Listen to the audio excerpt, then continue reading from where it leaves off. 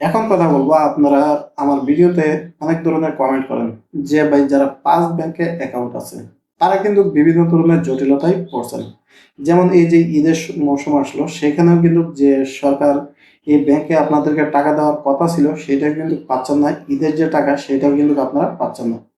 এখন অনেকেই আবার প্রশ্ন করেন যে ভাই যদি একাধিক ডিপিএস থাকে বা একাধিক আপনার এফডিআর থাকে, সেক্ষেত্রে আপনি কত টাকা পাবেন?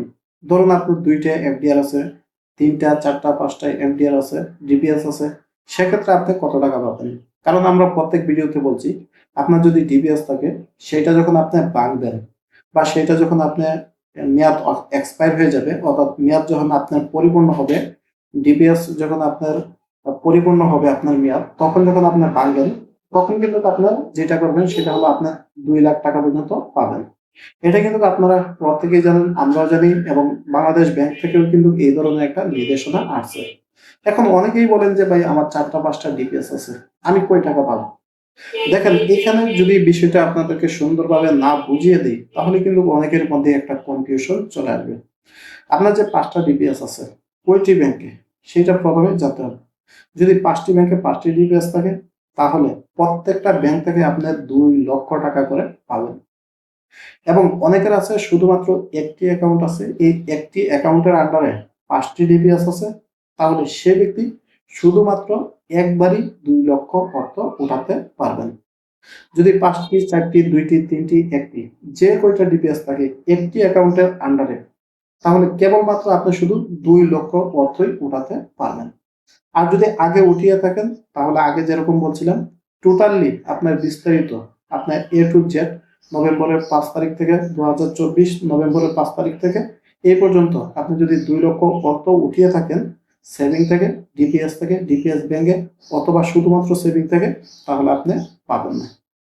আবার অনেকে আছে ৫টি অ্যাকাউন্টে ৫টি ডিপিএস আছে, সেক্ষেত্রে কিন্তু আপনার ৫টি অ্যাকাউন্ট থেকেই ৫ বার আপনার ২,০০,০০০ করে অর্থ উঠাতে পারবেন। এই কথাটি এখন কেন বলতেছি আপনাকে, এই ধরনের সমস্যায় অনেকেই জর্জরিত। অনেকেই আমার কাছ থেকে এই যে জিনিসগুলো জানতে চাচ্ছেন যে, "ভাই আমার ৫টি ডিপিএস আছে, আমি ২,০০,০০০ করে ১০,০০,০০০ অর্থ উঠাতে পারবো কিনা?" তো দেখেন, আমি আপনাকে বলে দিই, যদি ৫টি ব্যাংকে আপনার ৫টি অ্যাকাউন্টে থাকে এবং ৫টি যদি আপনার ডিপিএস থাকে, তাহলে আপনি ১০,০০,০০০ টাকা উঠাতে পারবেন, প্রত্যেকটা থেকে ২,০০,০০০ অর্থ করে। আর শুধুমাত্র একটি অ্যাকাউন্টে যদি আপনার ৫টি ডিপিএস থাকে তাহলে কেবলমাত্র শুধু আপনি একবারই উঠাতে পারবেন। আবার ৫টি অ্যাকাউন্টে যদি আপনার ৫টা ডিপিএস থাকে, একই ব্যাংকের আন্ডারে, অন্য ব্যাংকের আন্ডারে, যে ব্যাংকের আন্ডারেই হোক, যদি ৫টি অ্যাকাউন্ট থাকে আপনার নামে আর ৫টির মধ্যে ৫টি ডিপিএস আছে, তাহলে আপনার ৫টা থেকেই ২,০০,০০০ করে অর্থ উঠাতে পারবেন। তো এই বিষয়টা অনেকেই জানেন না, অনেকেই গুটিয়ে ফেলতেছেন যে ভাই আমাকে এই অর্থ দিতেছে, ওই অর্থ দিতেছে না। তো এটা কিন্তু আপনারা গুটিয়ে ফেলতেছেন।